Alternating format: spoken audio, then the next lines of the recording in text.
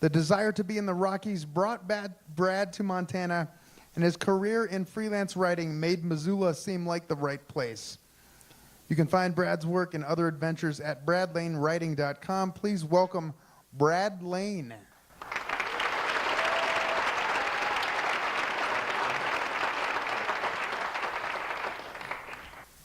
In 2016, I had the privilege to walk from Mexico to Canada along the Pacific Crest Trail. Yeah. Spanning the entire length of California, Oregon, and Washington, covering some 2,500 miles. The entire 5.5 months it took me to hike the trail can barely be contained to the 10 minutes of storytelling time I have on stage here tonight. Every day was truly an adventure, and you get to this point where you have this singular focus on one goal, and that is the simple goal to move forward. It's hard to complain about anything about my experience on the Pacific Crest Trail. The pounding foot pain, the vast array of insects I'd be swatting away at my face, and the scent of a wild animal that was just oozing from my pores. I'd go into towns for resupplies or groceries, and you could just see on people's faces how bad I smelled. There were low points, though. Certainly, these valleys between high mountain peaks. And one low point in particular is really where my story starts tonight, and that was around day 100 of hiking, somewhere in Northern California, around the halfway marker for the entire trail. In the previous 10 days of hiking, I had interacted with maybe 2 other people, this brother and sister combo I kept leapfrogging on trail. And at that point, I had shipped my tent forward to myself further along on the trail to save room in my backpack, and so I was sleeping on this blue tarp each night. And my routine for those last 10 days looked something like wake up on the ground, watch the sunrise, make coffee, eat breakfast by myself, hike for 14 hours, eat dinner by myself, and go to bed to kind of do it again the next day. And what I started to learn in those big, wide open spaces surrounded by no one is that the thoughts in your head just kind of ping off each other. And combine that with the 20-plus miles of hiking over mountainous terrain day after day, and it kind of just starts adding up.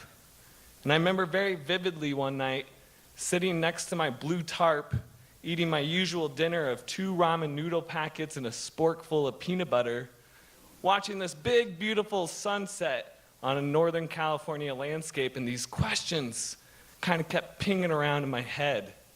And there are questions like, what the fuck am I doing out here?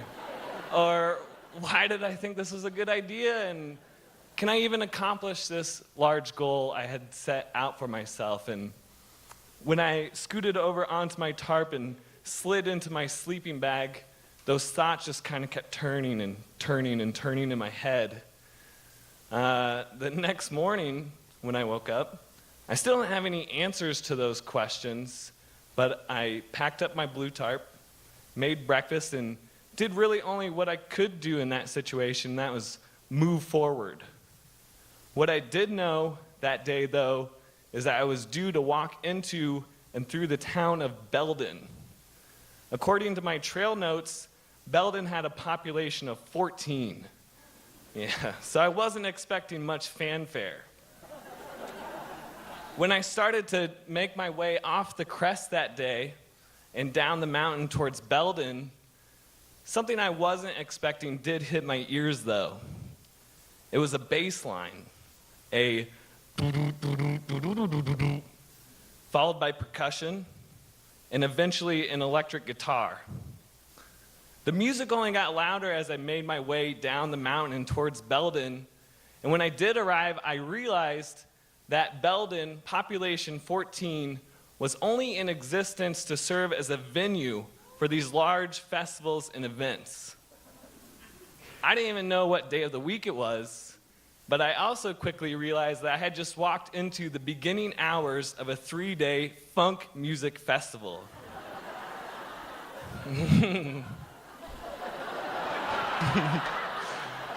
It was a pretty good situation right off the bat. These funk festival attendees welcomed me, this wild, bearded animal who had just literally walked 1,300 miles to be there. Within the first 30 minutes, I had free beers in front of me. I was being passed some homegrown Northern California coffee. The strong stuff. Within the first hour, I had a free wristband for the entire 3-day event. That first night of the event, first night of Funk Festival, after some more caffeinated beverages were passed around, the headlining band that night, this band called Oregon, they put on a great show, full of dancing, full of funky music, and this vivacious lead singer with a set of pipes and some style to match. And after the show, I was introduced to the band. I was introduced to Oregon. And we talked for what felt like hours late into the night after their set, and we talked about art, and we talked about expression, and we talked about the pathway that any artist needs to take to get to where they want to be. And I probably talked about pooping in a cat hole too much. But we got along. I stayed up the rest that entire night and into the next day, and everywhere I turned, there seemed to be someone new to talk to. Someone new that was genuinely interested in my journey along the Pacific Crest Trail. As it turns out, the lineage between a thru-hiker or hiker trash and a funk festival attendee, it's a close relationship. It's like cousins who probably call each other pretty often. And it was certainly some of those caffeinated beverages that kept me up so much during this 3-day event, but it was also the sheer excitement of being surrounded by so many energetic people. People wearing face paint, and people wearing costumes, and people who like to give hugs, and some people that had a similar scent to me. And it was the sheer excitement of being surrounded by so many people, so many other human beings. One of my favorite highlights of the entire 3-day event was what I would call the Sun Up Band. And that was this 8-person ensemble who played as the sun rose on a new day. And they would do this thing like every 20 minutes between the hours of 5 a.m. and 8 a.m. where the music would get slower and softer and slower and softer. And the lead singer would get on the mic and say something like, "Okay, everybody, thanks for coming out. It's been a long night. Looks like the new day is here. Maybe we should all go get some sleep."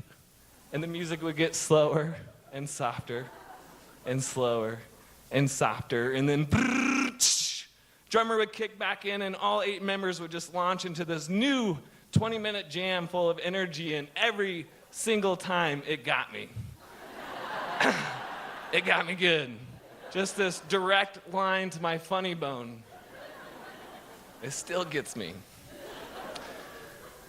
After the 3-day funk festival, I was a little bit tired. Maybe strung out would be a good word to describe it.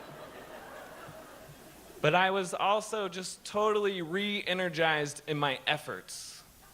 And now I won't say that the second half of the Pacific Crest Trail is any easier than the first, especially as I started to get into my 30-plus mile a day routine.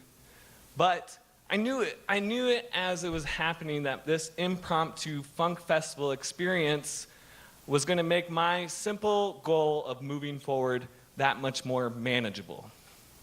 And that last day, as everybody was packing up their belongings into their car to make what I can only imagine to be the long car ride home for some of them, I shouldered on my backpack and climbed 12 or 13 miles up and out of Belden, back onto the crest to resume my journey, where I would eventually hike out of Northern California, cross Oregon, and get through Washington to make it to the Canadian border and never eat ramen noodles ever again.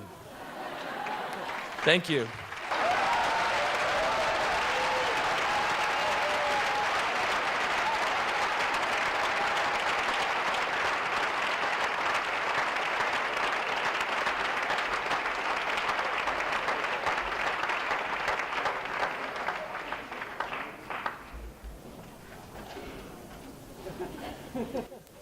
Thank you, Brad. Big thanks to all of you for getting tickets and coming out to support live storytelling here in Missoula. Huge thanks again to our ASL interpreters, Denise May and Bonnie Curian.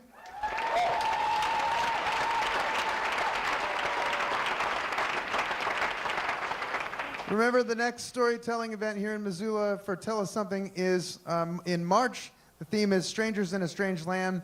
Pitch your story, 406-203-4683.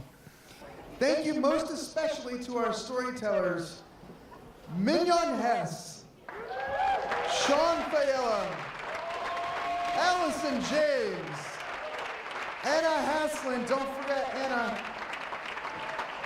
Jim Byer, Caroline Caldwell, Heidi West, and Brad Lane.